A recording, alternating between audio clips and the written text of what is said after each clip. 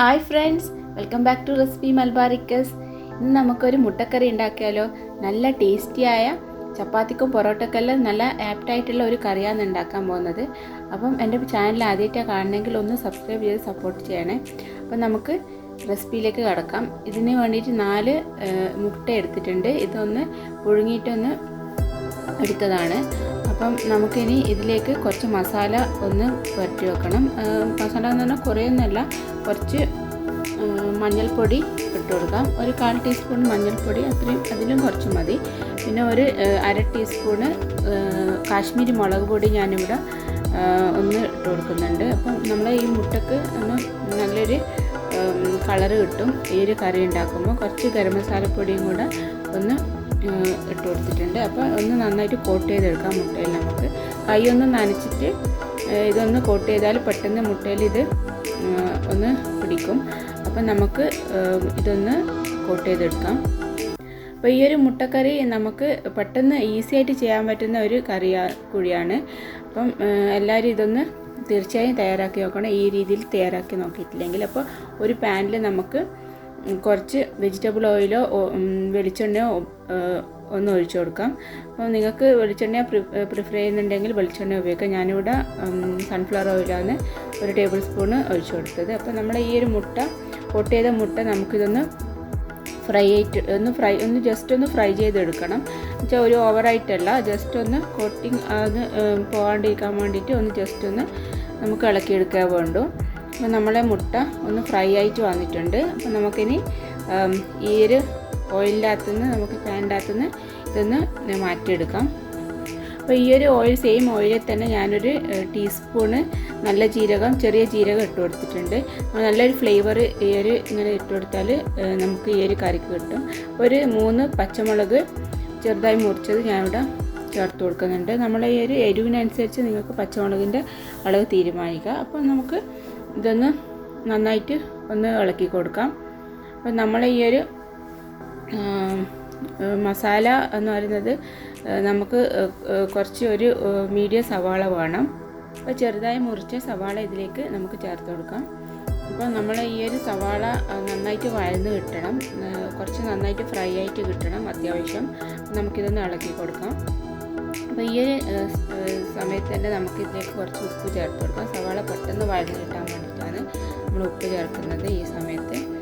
കുറച്ച് ഉപ്പ് ചേർത്ത് കൊടുക്കാം. സവാള വഴറ്റി കിട്ടാൻ വേണ്ടിയിട്ടുള്ള ആ ഒരു ഉപ്പ് ചേർത്ത് കൊടുക്കാം. ചേർത്ത് കൊടുത്തിട്ടുണ്ട്. അപ്പോൾ നന്നായിട്ട് ഇതൊന്ന് വഴറ്റിയെടുക്കണം. അതേ സമയത്ത് തന്നെ നമുക്ക് ഒരു സംഭവം ഒന്ന് തയ്യാറാക്കി എടുക്കാനുണ്ട്. അതിലേക്ക് വേണ്ടിയിട്ട് ഞാനൊരു 4 ടേബിൾ സ്പൂണ് തൈര് എടുത്തിട്ടുണ്ട്. അധികം പുളിയില്ലാത്ത തൈരാണ് എടുത്തിട്ടുള്ളത്. ടീസ്പൂണല്ല, ടേബിൾ സ്പൂണാണ് തൈര് എടുത്തത്. അതിലേക്ക് ഒരു 1/4 ടീസ്പൂണ് മഞ്ഞൾപ്പൊടി ചേർത്ത് കൊടുത്തിട്ടുണ്ട്. ഈ ഒരു ഗ്രേവിയാണ് നമുക്ക് ഈ ഒരു മുട്ടക്കറീൻ്റെ ടേസ്റ്റ് എന്ന് പറയുന്നത്. അപ്പോൾ ഒരു ടീസ്പൂണ് കാശ്മീരി മുളക് പൊടി ചേർത്ത് കൊടുത്തിട്ടുണ്ട്. ഗരം മസാലപ്പൊടി ഒരു 1/4 ടീസ്പൂണ്. പിന്നെ ചെറിയ ജീരകം ഒന്ന് വറുത്ത് പൊടിച്ചത് ഒരു 1/4 ടീസ്പൂണ് എന്തായാലും ചേർത്ത് കൊടുക്കണം. ആ ഒരു ഇൻഗ്രീഡിയൻ്റാണ് ഈ ഒരു കറീനെ നമുക്ക് ഡിഫറെൻ്റ് ആക്കിയിട്ട് ഡിഫറെൻറ്റ് ടേസ്റ്റിലേക്ക് മാറ്റുന്നത്. അപ്പം നമ്മൾ ഈ ഒരു തൈരിൻ്റെ മിക്സ് നന്നായിട്ടൊന്ന് മിക്സ് ചെയ്തെടുക്കണം. അത് കട്ടയൊന്നും ഇല്ലാണ്ട് ഒന്ന് നന്നായിട്ട് ഒന്ന് ഉടച്ചെടുക്കണം. അപ്പം ഇതൊന്ന് നമുക്ക് ഉടച്ചെടുത്തിട്ട് ഒന്ന് സൈഡിലേക്ക് മാറ്റി വെക്കാം. അപ്പം നമ്മൾ സവാള നന്നായിട്ടൊന്ന് വഴന്ന് വന്നിട്ടുണ്ടാകും ഈ സമയത്ത്. അപ്പം ഒന്ന് ജസ്റ്റ് ഒന്ന് ഇളക്കി കൊടുക്കാം. ജസ്റ്റ് ഒന്ന് നമ്മൾ വഴറ്റിയെടുക്കുക വേണ്ടു. അപ്പോൾ ഈ ഒരു റോ ടേസ്റ്റ് മാറുന്ന വരെ തന്നെ ഈ ഒരു സവാള ഒന്ന് വഴറ്റിയെടുക്കണം. അതാണ് ബാക്കിയുള്ള സംഭവങ്ങളിൽ അതിന് ശേഷം ചേർക്കാൻ പാടുള്ളൂ.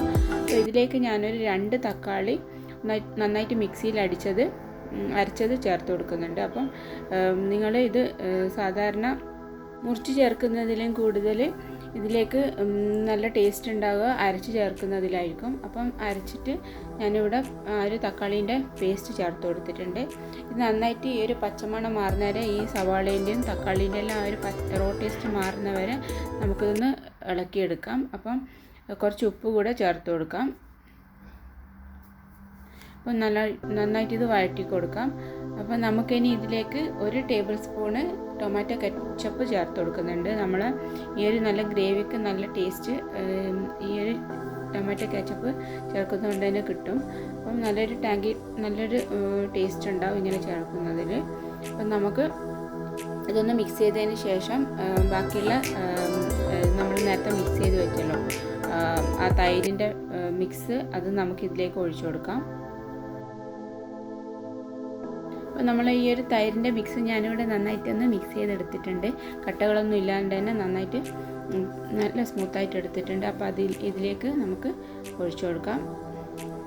ഞാൻ നേരത്തെ പറഞ്ഞല്ലോ നമ്മൾ ഈ ഒരു ഫ്ലെയിം ലോ ഫ്ലെയിമിൽ വേണം വെക്കുക. അപ്പം അതൊന്ന് ശ്രദ്ധിച്ചാൽ മതി. അപ്പം നമ്മൾ തൈരിൻ്റെ മിക്സ് ഇവിടെ ഒഴിച്ചു കൊടുത്തിട്ടുണ്ട്. ഇത് നമുക്ക് നന്നായിട്ട് മിക്സ് ചെയ്തെടുക്കണം. അപ്പം നന്നായിട്ട് മിക്സ് ചെയ്ത് കൊടുക്കാം. അപ്പോൾ ഈ ഒരു മിക്സ് ഒഴിച്ചതിന് ശേഷം ഒരു 3-4 മിനിറ്റ് നമുക്കിതൊന്ന് നന്നായിട്ട് ഒന്ന് വഴറ്റിയെടുക്കണം. ഈ ഒരു മസാലേൻ്റെയും ആ ഒരു ഗ്രേവിയുടെ എല്ലാം നല്ലൊരു ഇതായിട്ട് കുറുകി വരാനും നന്നായിട്ട് ആ പച്ചപ്പ് മാറി വരാനും ഈ മിക്സ് ചേർത്തതിന് ശേഷം ഒരു മീഡിയം ഫ്ലെയിമിൽ വെച്ചിട്ട് നമുക്ക് മിക്സ് ചെയ്തെടുക്കണം. അപ്പം നമ്മൾ ഈ ഒരു മിക്സ് ഏകദേശം ഒരു 3 മിനിറ്റ് ആയിട്ടുണ്ട്. നന്നായിട്ട് എണ്ണ തെളിഞ്ഞ് വരുന്നുണ്ട്. അപ്പോൾ ഇതിലേക്ക് ആവശ്യത്തിന് ഉപ്പ് ഇപ്പോൾ ചേർത്ത് കൊടുക്കാം. അപ്പം ഇതിലേക്ക് നമുക്കിനി മുട്ട ചേർത്ത് കൊടുക്കാൻ വേണ്ടു. അപ്പം മുട്ട ഒന്ന് വരഞ്ഞിട്ട് ചേർത്ത് കൊടുത്താൽ അത്രയും നല്ലതായിരിക്കും. ഈ ഒരു മസാലയെല്ലാം മുട്ടേൻ്റെ ഉള്ളിൽ പിടിക്കാൻ ഹെൽപ്പ് ചെയ്യും. അപ്പം നമുക്ക് ഈ ഒരു മുട്ട നമുക്കിതൊന്ന് വരഞ്ഞു കൊടുക്കാം. ഒരു കത്തി വെച്ചിട്ട് ഒരു നൈഫ് വെച്ചിട്ട് നമുക്ക് ഇതൊന്ന് വരഞ്ഞു കൊടുക്കാം. അപ്പം ഞാനിവിടെ മുട്ട എല്ലാം കൂടെ ഇതുപോലെ വരഞ്ഞിട്ട് ചേർത്ത് കൊടുക്കട്ടെ. അപ്പം നമ്മളെ ഈ ഒരു കറി ഒരു ഡിഫറെൻ്റ് ആയിട്ടുള്ള കറിയാണ്. സാധാരണ നമ്മൾ മുട്ട റോസ്റ്റും മുട്ട വറുത്തരച്ചിട്ടുള്ള കറി വെക്കുന്ന ആ ഒരു സമയമൊന്നും എടുക്കില്ല ഈ ഒരു കറി റെഡിയാക്കാൻ വേണ്ടിയിട്ട്. അപ്പോൾ അത്ര ഈസി ആയിട്ടുള്ള ഈ ഒരു കറി നിങ്ങൾ ഈ രീതിയിൽ തയ്യാറാക്കി നോക്കിയിട്ടില്ലെങ്കിൽ തീർച്ചയായിട്ടും തയ്യാറാക്കിയിട്ട് എനിക്ക് ഫീഡ്ബാക്ക് അറിയിക്കണം. അപ്പം നെക്സ്റ്റ് അടിപൊളിയായിട്ടുള്ള വീഡിയോ ആയിട്ട് കാണുന്നവരെ thanks for watching. Bye, take care.